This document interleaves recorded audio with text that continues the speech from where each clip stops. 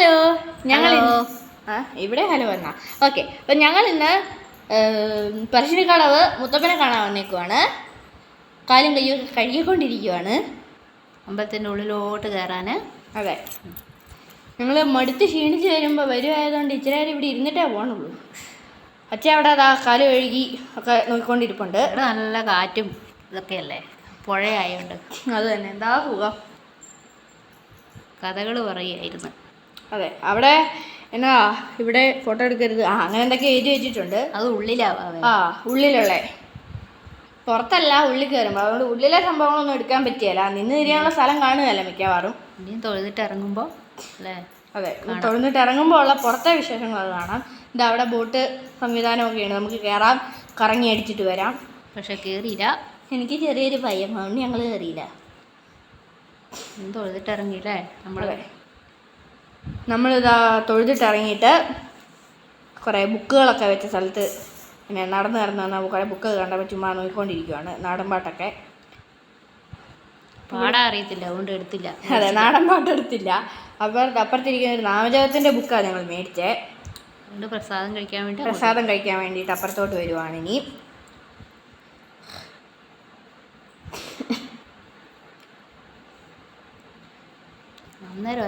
അന്നേരം അതെ, പ്രസാദം മേടിക്കുന്ന അടുത്തോട്ട് പോയപ്പം ചെറിയൊരു ഫോട്ടോ ഷൂട്ടിങ് നടത്താൻ വിചാരിച്ചിട്ട് ഞാനും അച്ഛനും കൂടെ ഇവിടുത്തെ പട്ടിക്കുട്ടിയുടെ കൂടെ ഫോട്ടോ എടുത്തുകൊണ്ടിരിക്കുകയാണ്.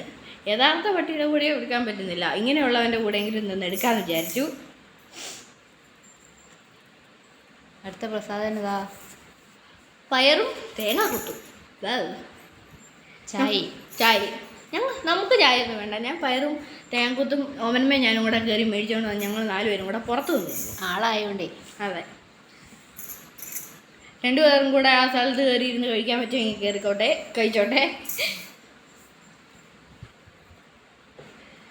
അങ്ങനെയുള്ള വിശേഷങ്ങളെല്ലാം കാണും.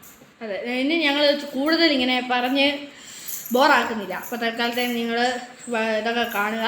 വേറെ സാധനങ്ങളൊക്കെ മേടിച്ചായിരുന്നു, മേടിക്കുന്ന ഒന്നും ഞങ്ങൾക്ക് വീഡിയോ എടുക്കാൻ പറ്റിയില്ല. അതുപോട്ടെ, നിങ്ങൾ നേരെ കാഴ്ചകളെ കണ്ട് രസിച്ച് കമൻറ്റ് ചെയ്യുക. അടിവരെ ഇട്ട് പറയുമ്പോൾ കമൻറ്റ് ചെയ്യുക, സബ്സ്ക്രൈബ് ചെയ്യുക.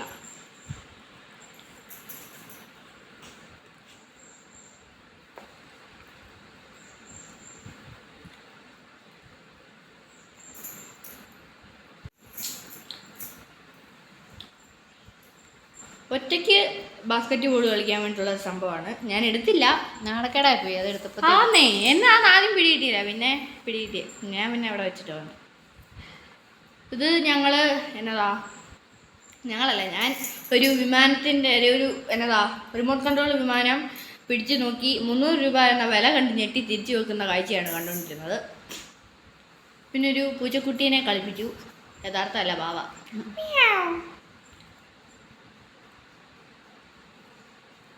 ദാഗ് എടുക്കണു ആ 300-കാരൻ. എന്നിട്ടിങ്ങനെ എന്തെങ്കിലുമൊക്കെ മേടിക്കാൻ കിട്ടുമോ എന്നറിയാൻ വേണ്ടി ഇങ്ങനെ കറങ്ങി അടിച്ചുകൊണ്ട് നിൽക്കുവാണ്.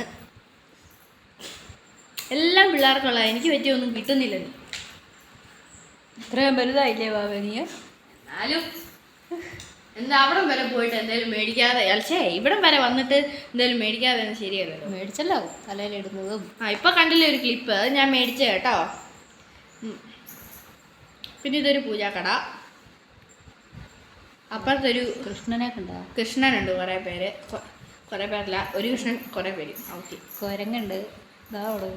അതാ കരിക്കുട്ടന്മാര്, കരിക്കുട്ടന്മാരുടെ മുകളിൽ കൂടെ കുരങ്ങന്മാർ, യഥാർത്ഥ കുരങ്ങന്മാർ. ഞാൻ അതിനെ കണ്ട് പേടിച്ചിട്ട് അയ്യോ പറഞ്ഞ് ഓടി. അമ്മ എനിക്ക് ഇത് കൂടെ പോകണ്ടെന്ന് പറഞ്ഞ് പോവായിരുന്നു ഞാൻ. എന്താ ചെയ്യാ, എല്ലാം പറ്റിയ.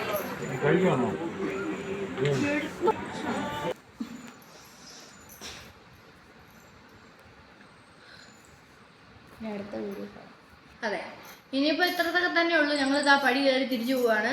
മുത്തപ്പ ശരണം, ടാറ്റാ.